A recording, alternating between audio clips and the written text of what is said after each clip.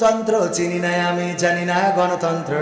গণতন্ত্র দেখিনি আমি শুনেছি গণতন্ত্র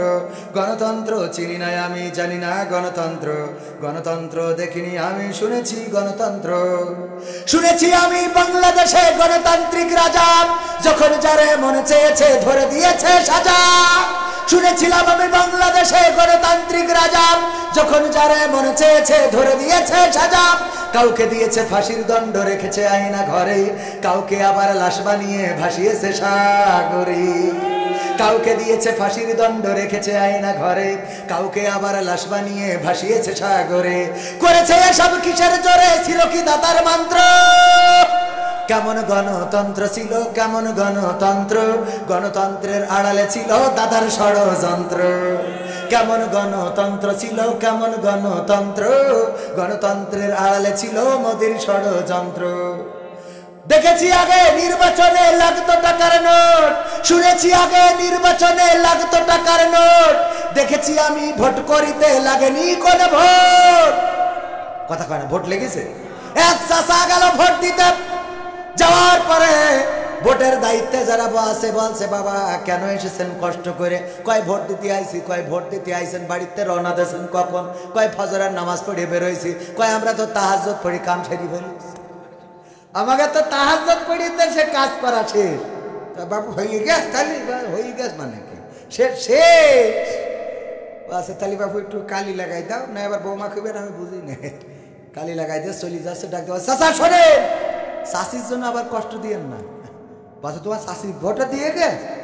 তো ও মনে করছে কি দেখি যাই হোক পাগল ছাগল মুরব্বী মানুষ বুঝাই দিই বলছে হ্যাঁ দিয়ে গেছে দেখো কত বড় নিয়ম খারাপ গো কার সাথে সংসার করেছি আল্লাহ আল্লাহ তুমি ওর সাথে আমার জান্নাতেও দিও না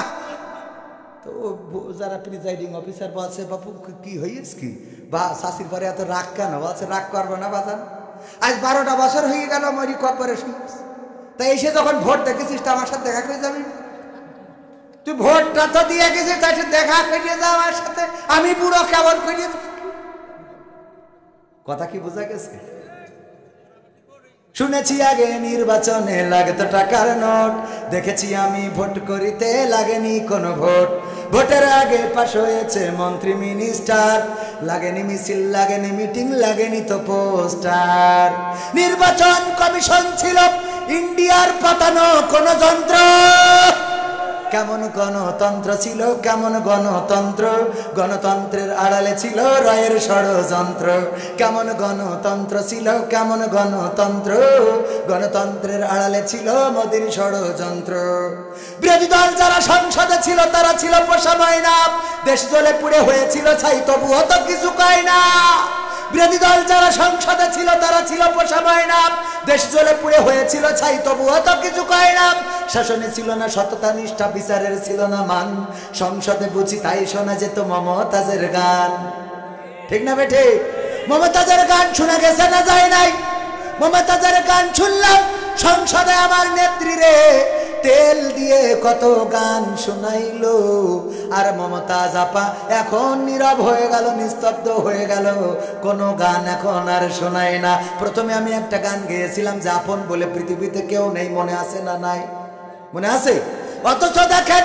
মমতাজের মতো নেমো খারাপ অনেকেই হইতে পারে না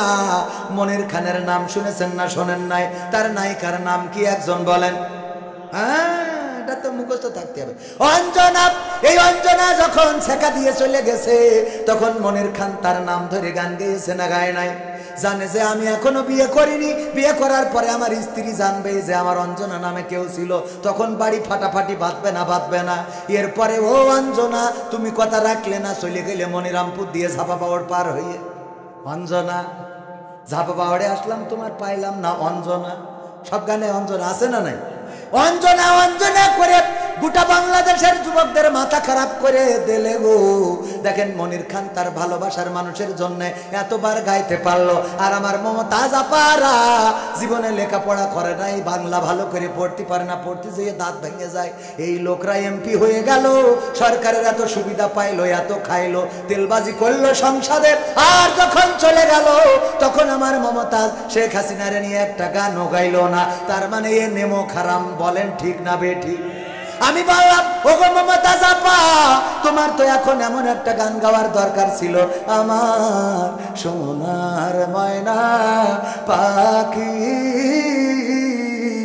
কোন বা দোষে দাদার কাছে গো আমরা এই দেশে কেমনে থাকি রে